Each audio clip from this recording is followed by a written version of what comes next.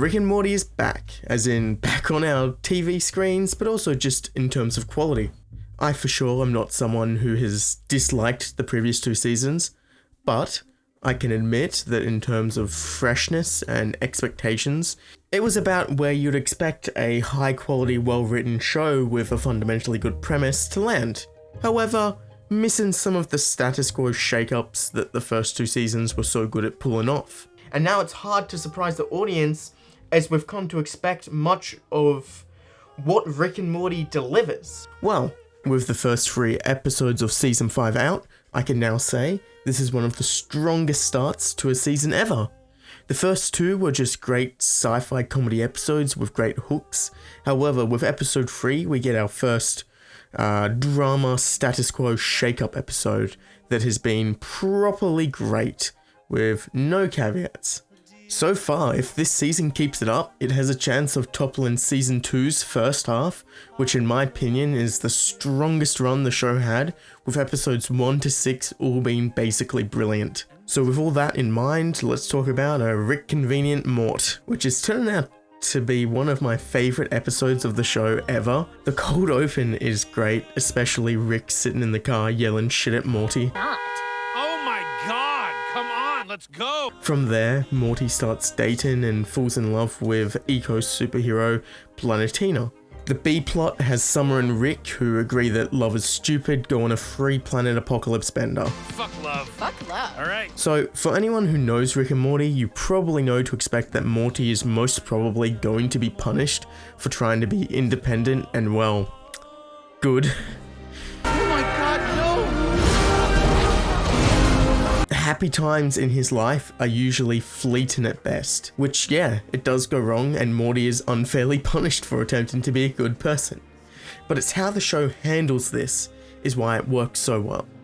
In a show where nothing really matters, nihilism is away, and all in all they continually bait audience expectations, for the better I think, their ability to create true emotional moments is almost unmatched.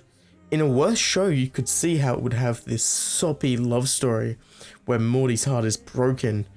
But here, flipping it, making Morty have the agency, and ultimately him having to break off this one piece of true happiness his life finally made it to, is heartbreaking. I can't love you. I just can't. The speech Morty has about his role in the show is especially moving to set up the emotional weight of the final third. Been all over the universe, met hundreds of people, and Planetina's the only one I've ever met that makes me feel like I belong. That moment where Beth looks at the door, waiting for Morty to slam it a couple of times in childish rebellion, but he doesn't, works so well to invest the audience in this emotional drama. I mean, that final scene with Beth and the camera pans to the once happy flower Morty head crying is some A+ emotional storytelling. It is so good. The only time I think the show has matched this is the ending with the Rick and Unity episode. And that's a pretty fucking high bar for Rick and Morty moments. All of Morty's romance is contrasted with Rick and Summer's planet-ending bender. They are both complacent with this galaxy-level nihilism of who cares who dies and what we do, nothing matters. This is super in contrast to Morty, who isn't like Rick. Sure, he has plenty of blood on his hands, mostly not his fault, although as we go further along in the seasons, his hands are getting more guilty. But he tries to differentiate, to be good. There is some amount of actual evil to the people he kills in this episode, which is why when he frees Planetina, and that eventually leads to an amount of reckless indifference to her killing, it hurts. It especially hurts Morty, who tries so hard to be good and is always punished for it. Let me remind you, this all happens in a 20-minute sci-fi comedy show. This is more thought and writing than often goes into an entire movie or season of a regular show.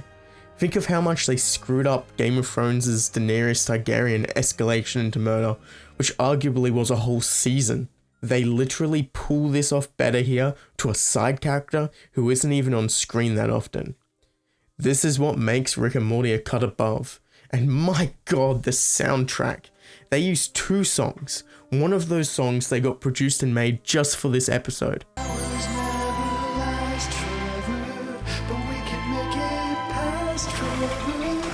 How can one episode of TV understand how to use a soundtrack so well?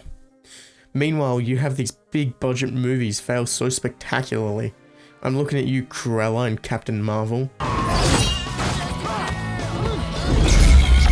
Am I the Antichrist is such a great orchestral, thematically relevant piece of music that gives those emotional scenes the extra kick they deserve, especially as a song to lead into the credits with. Oh, chef kiss.